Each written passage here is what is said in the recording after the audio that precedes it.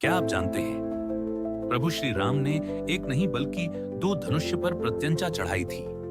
चलिए जानते हैं पूरी कहानी। राजा जनक ने घोषणा की थी कि जो भी शिव धनुष पिनाक पर प्रत्यंचा चढ़ा देगा, उसी के साथ उनकी पुत्री सीता का विवाह होगा। श्री राम ने जैसे ही उस अत्यंत कठोर शिव धनुष पर प्रत्यंचा चढ़ाई, वह टूट गया। इस घटना से भृगुकुल शिरोमणि परशुराम अत्यंत क्रोधित हो गए। उन्हें भगवान शिव का भक्त माना जाता है और उन्होंने क्षत्रियों के अहंकार को नष्ट करने की प्रतिज्ञा ली थी। परशुराम तुरंत मिथिला पहुंचे और शिव धनुष तोड़ने वाले को ललकारा। क्रोध में परशुराम ने राम को चुनौती दी कि यदि वे पराक्रमी हैं तो उनके पास रखे विष्णु के धनुष पर प्रत्यंचा चढ़ाकर दिखाए। यह धनुष शिव धनुष के ही समान शक्तिशाली और दिव्य था।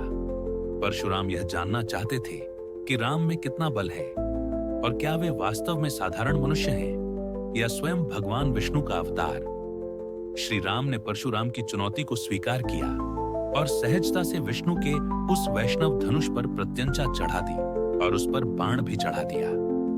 यह देखकर परशुराम का क्रोध शांत हुआ और उन्हें विश्वास हो गया कि राम कोई और नहीं बल्कि स्वयं भगवान विष्णु के पूर्णावतार हैं, क्योंकि केवल भगवान विष्णु ही उस वैष्णव धनुष को खींच सकते थे।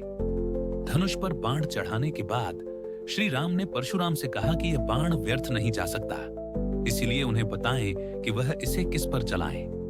परशुराम समझ गए कि राम ने उनका अभिमान तोड़ बेच दिया है। उन्होंने राम से अपने कठोर तपस्या से अर्जित किए गए पुण्यों और पुण्यलोक को नष्ट करने का अनुरोध किया।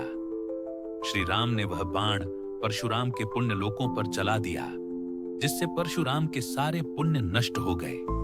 पुण्यलोक नष्ट होने के बाद परशुराम ने राम की स्तुति की, उन्हें प्रणाम किया और अपनी तपस्या जारी रखने के लिए महेंद्र पर्वत पर चले गए।